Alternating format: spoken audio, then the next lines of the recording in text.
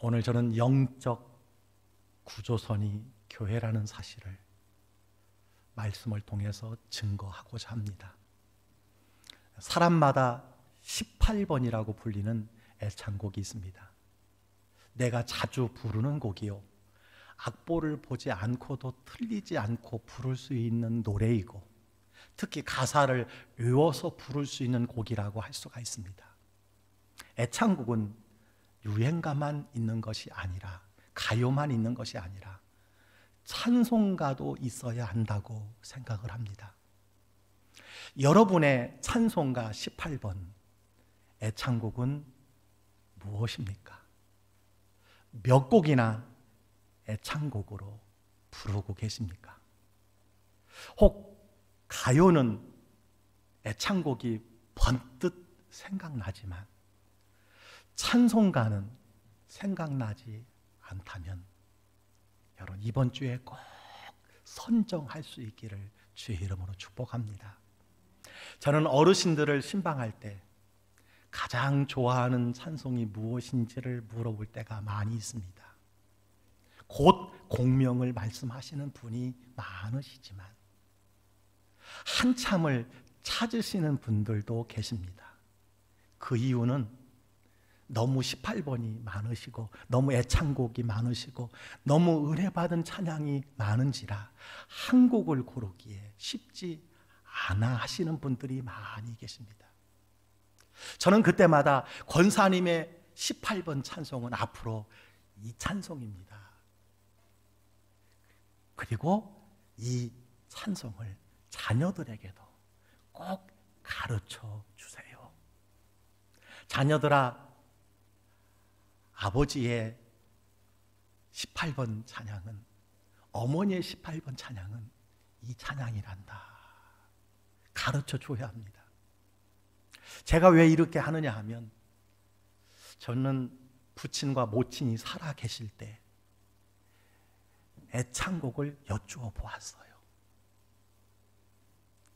그리고 그 찬송을 병상에 계실 때 함께 불러보았고, 또 마지막 임종의 순간에 그 찬송을 불려드렸을 때 그 눈에 눈물이 흐르는 것을 보았고, 곧 고통 없이 평안한 모습으로 주님의 품에 안기는 것을 생생하게 보았습니다. 거기서 끝나는 것이 아니라 부모를 추모하는 가정의 추모식 때마다 온 가족이 부모님의 애창 찬송을 가지고 예배를 드릴 때마다 고인의 은혜와 사랑이 다시금 더 깊이 기억되는 까닭에 저는 18번을 정해야 되고 그것을 꼭 자녀들에게 가르쳐 주어야 된다고 생각을 합니다. 모친이 생전에 애창곡으로 가르쳐 주신 곡은 아마 한국인이 가장 좋아하는 찬송 중에 하나가 아닐까 생각을 합니다. 아마 여러분 중에 이것이 내 18번입니다 라고 말하는 분이 계실 것입니다. 그것은 다른 것이 아니라 내 주를 가까이 하게 함은 십자가 침 같은 고생이라. 내 일생 소원은 늘 찬송하면서 주께 더 나아가기 원합니다 라는 이 찬송이에요. 이 찬송을 지금도 부를 때마다 그 은혜가 얼마나 크고 놀랍게 다가오는지 모릅니다. 이 찬송은 오래전에 선풍적인 인기를 끌었던 타이타닉 영화의 한 장면의 노래이기도 합니다. 배가 기울어져 가는 마지막 순간까지 배선상에서 연주하던 웰레스 하틀리라고 하는 악사의 모습을 여러분은 기억할 것입니다. 그는 실제 인물로서 찬송 연주를 통해서 끝까지 사람들의 마음을 안정시키며 찬양의 가사 속의 메시지를 통해서 많은 사람들에게 산 소망을 촉구했던 사람이, 그 노래가 바로 이 찬송이라고 할 수 있습니다. 그는 이렇게 마지막까지 소리쳤다고 합니다. 예수 그리스도, 그분을 의지하십시오. 그를 가까이 하십시오. 그가 소망이십니다. 그는 마지막 배가 침몰해가는 뱃속에서 이 찬송을 통해서 예수님만이 유일한 소망이라는 메시지를 강력하게 전했습니다. 이 메시지를 들었던 많은 사람들이 예수님을 의지하고 예수님을 소망하는 중에 마지막 이 세상을 떠나지 않았을까 생각을 해봅니다. 성경은 많은 사람을 옳은 대로 돌아오게 하는 자는 영원토록 별과 같이 비추리라 말씀해 주셨습니다. 오늘날 모든 것이 흔들리는 이 시대에도 이 같은 전도자가 필요한 시기가 아닐까 생각을 합니다. 우리가 믿었던 건강의 배가 하루아침에 무너집니다. 사업의 배가 흔들리기 시작합니다. 가정이라는 배가 요동치고 있는 상황에 있습니다. 흔들리고 무너지는 세상에서 영원한 반석이신 그리스도를 붙들고 그리스도를 가까이 하고 그 그리스도를 전할 수 있는 것보다 더 고귀한 삶이 어디에 있겠느냐라는 것이지요. 오늘 우리가 읽은 본문은 오래전 하나님이 만드신 세상이 너무 타락하여 하나님께서 물로 심판하실 때 구원의 방주를 예비했던 한 사람을 우리에게 소개해 주고 있습니다. 그 사람이 누구입니까? 노아였습니다. 창세기 6장의 노아의 방주는 오늘날 교회를 상징한다고 할 수가 있습니다. 그래서 우리가 많은 기도 중에 주여 이 교회가 이 지역에 구원의 방주가 되게 하여 주시옵소서 기도하는 이유가 여기에 있습니다. 특별히 하나님께서는 설계 도면을 주시면서 방주를 만들게 하신 궁극적인 목적이 있었습니다. 그 목적이 무엇일까요? 첫째는 나와 내 집이 구원받기 위한 것입니다. 주 예수를 믿으라 그리하면 너와 내 집이 구원을 받으리라 성경은 말씀해 주셨습니다. 노아의 방주는요 죄로 말미암아 죽을 수밖에 없는 사람들을 구원하는 것이 목적이었습니다. 이 배는 평상시에 강을 건너는 나룻배도 아니고 무역하는 상선도 아닙니다. 온 땅이 물로 멸망하게 되었을 때 사람들을 구원하기 위해서 지은 것이 방주였습니다. 교회는 세상의 육체적인 치료나 도덕적인 교훈이나 정신 수양을 돕는 기관이 아닙니다. 교회는 마지막 심판날에 모든 사람들이 멸망하게 되었을 때 예수 그리스도를 믿는 사람들을 구원하려고 준비된 설계된 기관이라는 사실을 꼭 기억해야 합니다. 교회는 바르게 사는 것을 가르칩니다. 이웃을 사랑하라고 가르칩니다. 내 부모를 공경하고 가정을 믿음 안에서 세우라고 가르치고 인격 수양과 건강과 물질의 복도 외면하지 않습니다. 예수 믿으면 사람이 변화받습니다. 가정에 평강이 들어옵니다. 병든 몸이 건강하게 되는 일이 많아집니다. 삶의 평안을 얻고 물질의 복도 받고 참된 행복이 무엇인가를 경험하는 것이 여러분 교회의 사명이고 사역입니다. 그러나 이것은요 신앙의 부수적인 열매라는 사실을 기억해야 돼요. 교회의 가장 중요한 목적은 방주의 목적은 죄와 허물로 말미암아 죽을 수밖에 없는 사람들을 구원하는 것입니다. 건져내는 겁니다. 살려내는 것입니다. 방주는 인간의 어떠한 노력에도 구원에 이르지 못하고 오직 하나님이 만드신 구원의 방주만이 유일한 이름을 제시하는 곳이 바로 방주라고 하는 것입니다. 따라서 이 세상에 세워진 모든 교회의 궁극적인 사명이 무엇일까요? 영원 구원입니다. 영원 구원, 영원 구원. 구원은 독생자 예수 그리스도를 구주로 믿는 사람들에게 주신 하나님의 선물입니다. 그래서 에베소서 2장 8절은 말합니다. 너희는 그 은혜를 믿음으로 말미암아 구원을 받았으니 이것은 너희에게서 난 것이 아니요 하나님의 선물이라고 말씀해 주셨습니다. 우리는 믿음으로 하나님의 큰 선물 구원을 얻었습니다. 당시의 방주는 유일한 구원의 도구였습니다. 유일한 생명의 길이었습니다.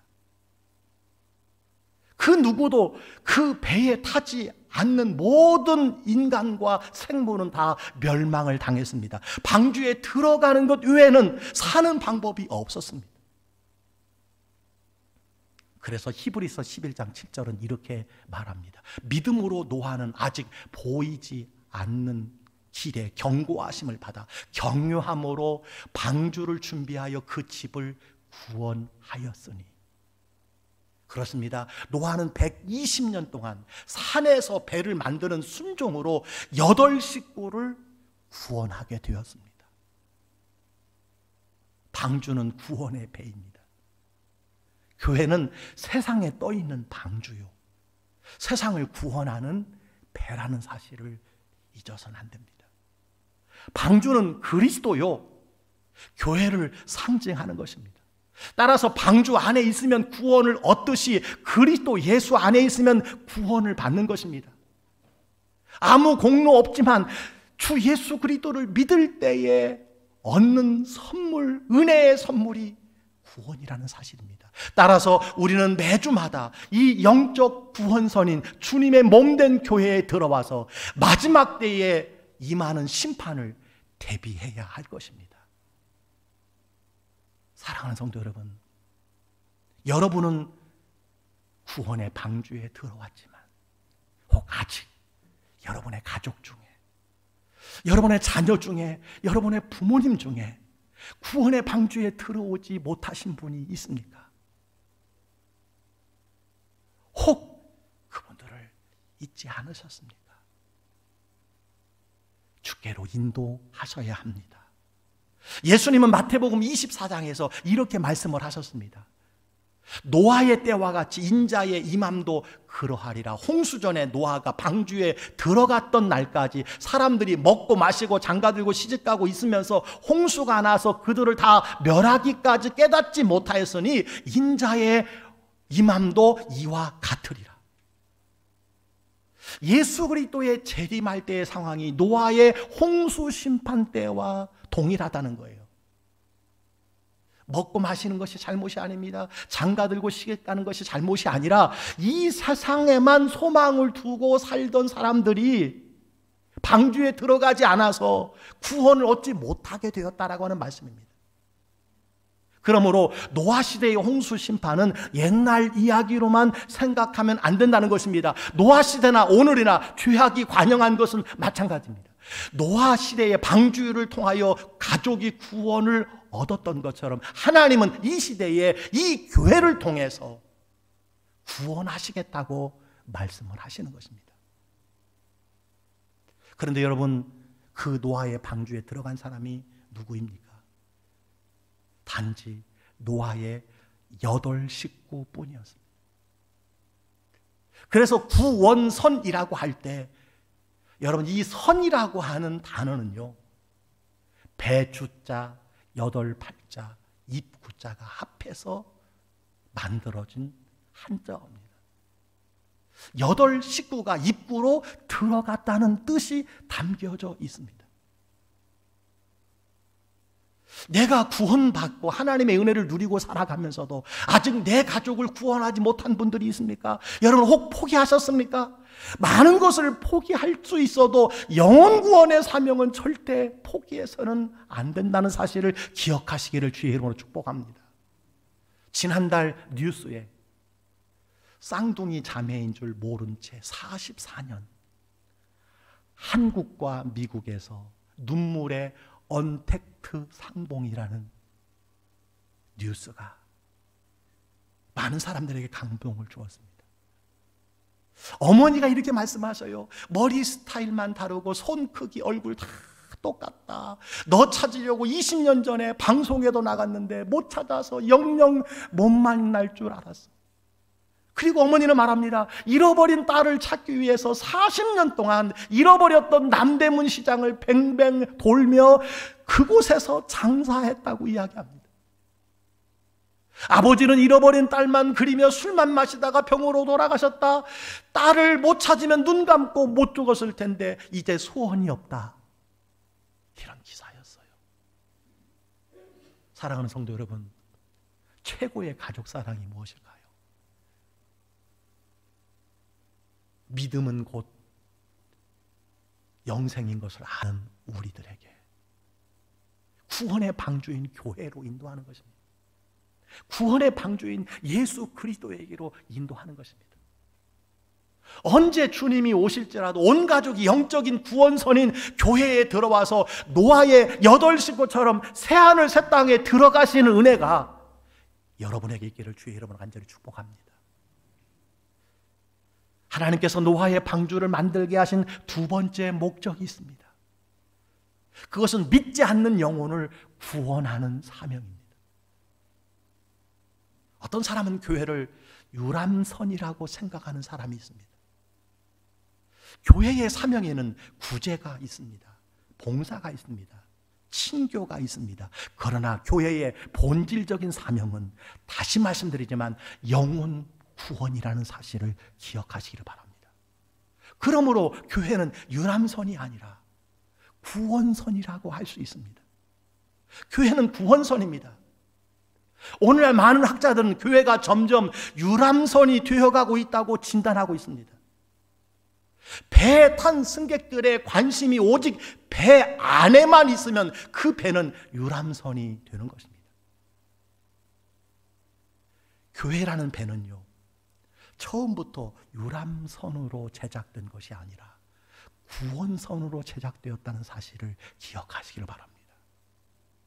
구원선으로 최적화된 배가 방주요 교회라는 사실입니다. 이 배의 선장 되신 예수 그리스도께서는 교회를 구원선으로 만드셨습니다. 험한 바다에 빠진 조난자들을 구조하기 위해 만든 배가 방주요 교회라는 사실입니다.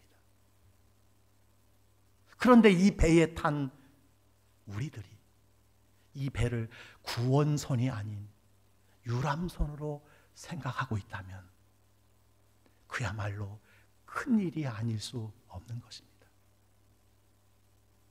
그래서 이 배에 데려오는 사람이 많지 않다는 것입니다.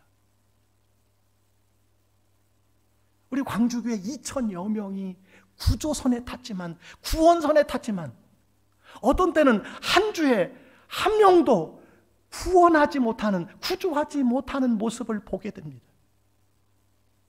새 가족을 말씀을 드리는 것입니다. 그렇다면 진정 여러분 구원선이라고 할 수 있을까요? 구조선이라고 할 수 있을까요? 없는 것입니다.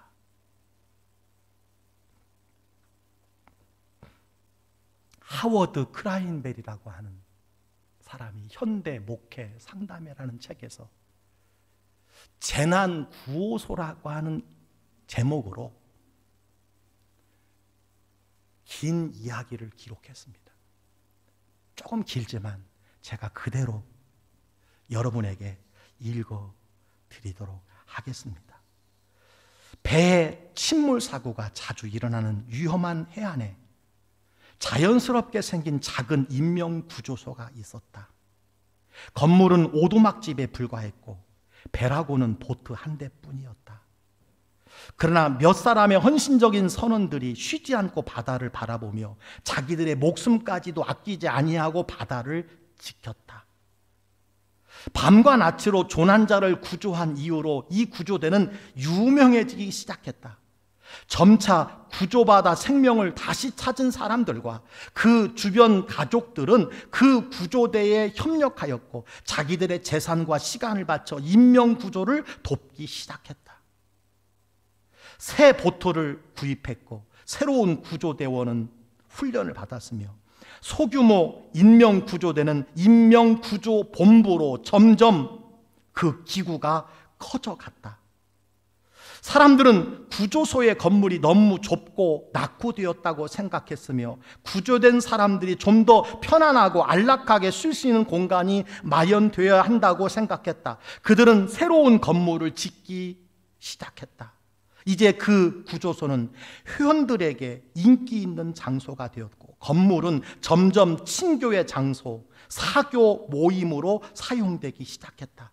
이제는 생명을 구하기 위해서 바다로 나가는 일들이 점점 줄어들었고 인명을 구조하는 일에 관심을 갖는 사람들이 갈수록 줄어가기 시작했다. 그래서 그들은 이 일을 위해서 이제 훈련받은 사람을 따로 고용하기 시작했다. 그쯤에 큰 배 한 척이 파손되어 고용된 구조대원들이 물에 빠져 죽게 된 많은 선원을 건져왔고 추위에 벌벌 떨며 죽게 된 사람들이 구조소로 들어왔다. 그들의 상태는 위험했고 몸에서는 심각한 냄새가 풍겼다. 이 멋지고 자랑스러운 클럽은 일대 혼란에 빠졌다. 곧 재정위원회가 소집되었고 그들은 클럽 밖에 새로 샤워장을 만들어서 조난자들이 본 건물로 들어오기 전에 먼저 깨끗이 씻고 들어오도록 하자는 규정을 만들었다. 그 다음 회원총회에서는 격론이 벌어졌다. 대부분의 회원들은 정상적인 친교와 클럽의 정규 모임에 구조하는 일이 방해가 되기 때문에 당분간 중단하자고 했다.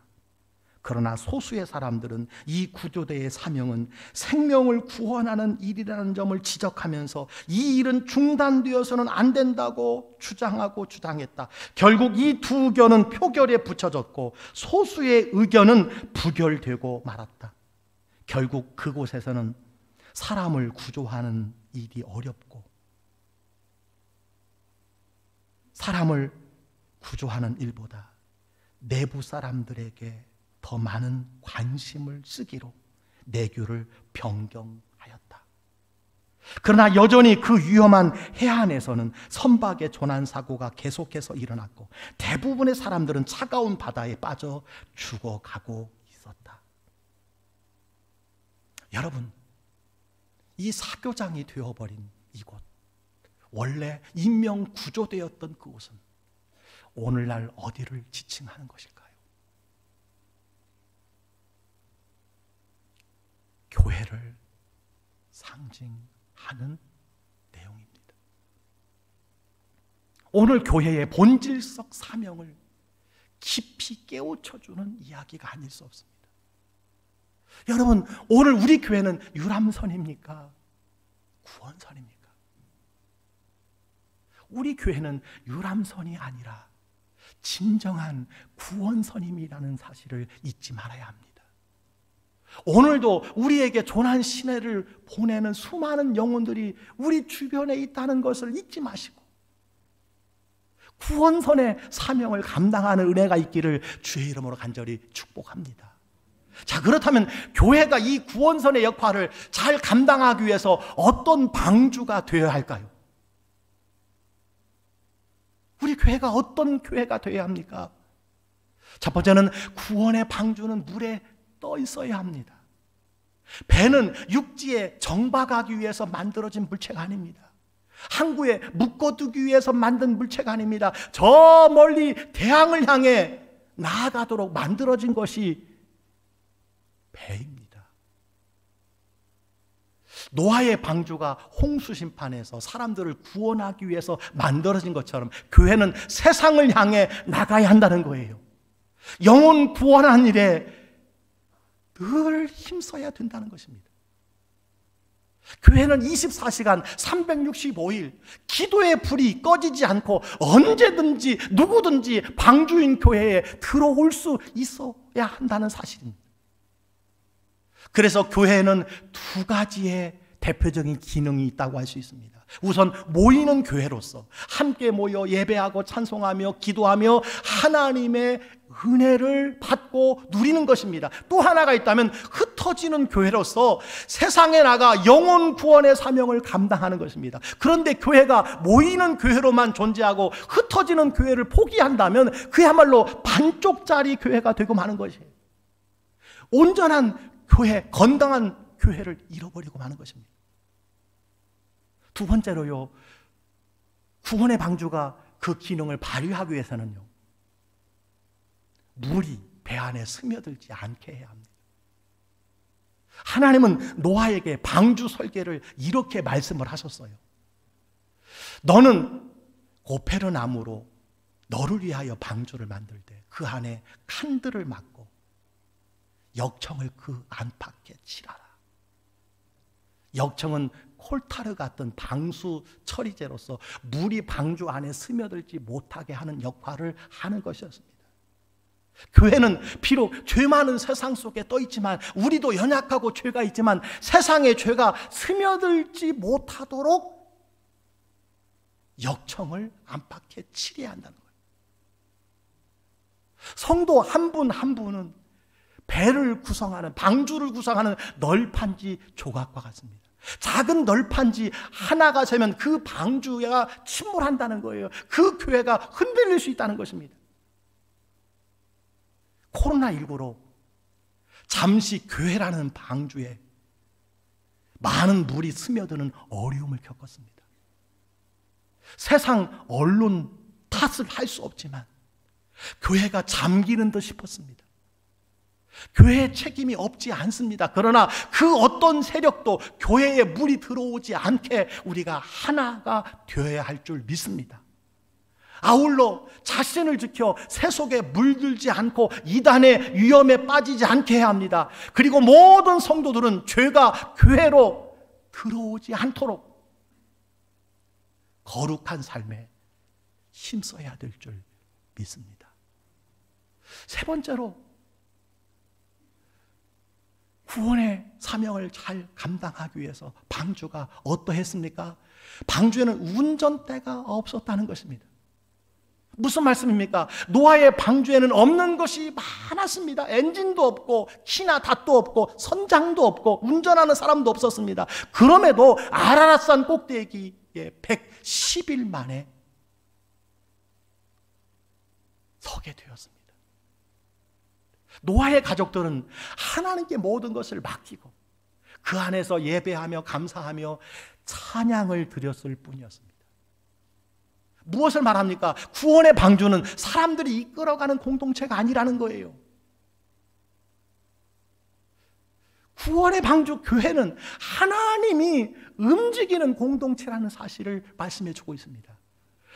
교회의 주인은 예수 그리스도입니다. 그 누구도 교회의 주인일 수 없습니다. 사람이 교회의 주인일 수 없습니다. 특별히 담임 목사가 교회의 주인일 수 없습니다. 담임 목사가 교회의 주인 노릇하는 것 잘못된 것입니다. 그 누구도 주인 대신 예수님께 연결되고 붙어 있어 그분의 지시와 그분의 가르침을 따라 살아가야 하는 것이 여러분 교회라는 것입니다. 오늘날 교회는 하나님이 직접 운행하신다는 거예요. 따라서 내 힘, 내 생각, 내 경력, 내 지혜로 이끌어 가려고 하면 안 된다는 겁니다. 하나님의 뜻을 구해야 된다는 거예요. 하나님의 뜻을 찾아야 된다는 것입니다. 여러분, 교회는 하나님이 이끌어 가시는 줄 믿습니다. 우리 광주교회 하나님이 선장이 되시고 키를 붙잡고 운행해 가시는 줄 믿습니다. 오른손에 있는 7별을 붙잡고 7 금초대 사이를 거니시는 능력의 주님이 오늘날 이 땅의 모든 교회를 이끌어가고 계시고 오늘 우리 교회를 이끌어 가신다는 사실을 기억하시길 바랍니다. 그래서 잠언 16장 3절 말씀처럼 너희 행사를 여호와께 맡기라. 그리하면 내가 경영하는 것이 이루어지리라. 하나님께 맡겨야 되는 것입니다. 하나님께서 이끌어 가시는 것입니다. 내가 고민하고 염려하고 주장하는 주인이 되어서는 안 된다는 것입니다. 하나님께 순종하고 하나님께 맡길 때 하나님께서 이 교회로 그 사명을 다하게 하신다는 사실인 줄 믿습니다. 오늘 말씀을 정리하면서 오늘 주신 말씀을 쉬운 성경으로 다 같이 함께 여러분 읽어보도록 하겠습니다. 시작. 믿음으로 노아는 아직 보지 못하는 일에 대한 하나님의 경고를 들었습니다. 그는 하나님께 순종해서 그의 가족을 구원할 방주를 지었습니다. 그는 믿음으로 세상이 잘못되어 가고 있음을 사람들에게 알리고 하나님과 의의 관계를 맺은 사람이 되었습니다. 아멘. 여러분, 이 시대에 노아 같은 사람들이 되시기를 주의 이름으로 축복합니다. 구원의 방주인 교회에서 예배할 때 주님은 우리가 영원한 새하늘과 새 땅에 도착할 때까지 책임지고 우리의 삶을 인도해 주실 줄 믿습니다. 구원의 방주에 잘 들어오셨습니다. 이제 구원의 방주에서의 구원선에 오른 한 사람 한 사람의 역할을 우리가 내 가족 가운데서 내 이웃에게 증거하며 그들을 구원해야 될 줄 믿습니다. 코로나19로 인하여 온라인 예배가 지속되면서 교회가 위축되고 예배와 신앙생활과 개인의 경건생활에 많은 어려움을 겪으면서 무엇보다도 교회의 가장 중요한 사명인 영혼 구원이 약화되고 말았습니다. 저도 올해 한 사람도 전도하지 못했어요. 얼마나 부끄러운지 모릅니다.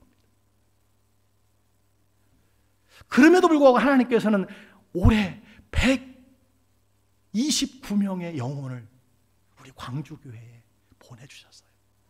하나님을 찬양합니다. 하나님께 영광 돌립니다. 예전에 늘 300명씩 하나님께서 보내주셨는데 129명, 여러분 한 영혼이 천하보다 귀한데 중형교회를 이루는 인원입니다. 그럼에도 불구하고 우리가 아쉬운 것은 온라인 상태에서는 전도하시는 분이 한 분도 계시지 않더라는 거예요. 여러분, 온라인으로 할 수 있는 것이 많이 있지만 온전히 할 수 없는 것이 있다면 영혼 구원이 아닐까 생각을 합니다. 그런 의미로라도 속히 코로나가 종식되어야 한다고 저는 생각합니다. 교회에 나올 수 없는 비상 상황이지만 곧 우리가 교회에 나와야 하는 이유가 무엇입니까? 여러분, 온라인을 통해서 혼자 유튜브로 예배하면서 영혼 구원이 가능한 일일까요? 불가능한 일입니다. 어려운 일입니다. 영혼 구원의 사명은 한 구원전에 탄 우리가 함께 모여서 맡겨진 사명, 사역을 감당할 때 합력하여 이루어지고 감당할 수 있는 것이 영혼 구원인 줄 믿습니다. 코로나가 잠잠해지거든 지금 온라인으로 예배하시는 성도 여러분, 손꼽아 기다리고 계실 줄 믿습니다. 함께 모일 수 있기를 주의 이름으로 축원합니다. 구원의 방주인, 여러분의 방주인 광주교회로 들어오시기를 주의 이름으로 축원합니다. 함께 예배하시기를 주의 이름으로 축원합니다. 이제 그 은혜를 우리만 누리는 것이 아니라 많은 사람에게 전하는 영적인 구원선의 사명을 감당하고 살아가시기를 주의 이름으로 축원합니다. 이 땅에서 하나님의 구원선의 도구로 귀하게 쓰임 받는 것만큼 더 귀한 사명과 받을 면류관이 어디에 있겠습니까? 사랑하는 성도 여러분, 영혼 구원에 등한시하고 태만히 살았다면 남은 2달 내 가족, 내 주변에 나의 구원의 대상자인 전도의 대상자들에게 한 번 더 다가가 한 번 더 섬기고 복음을 전해서 이해가 다 가기 전에 구원선의 역할, 구소선 선원들의 역할 잘 감당하는 모든 성도님들이 되시기를 주의 이름으로 간절히 축복합니다.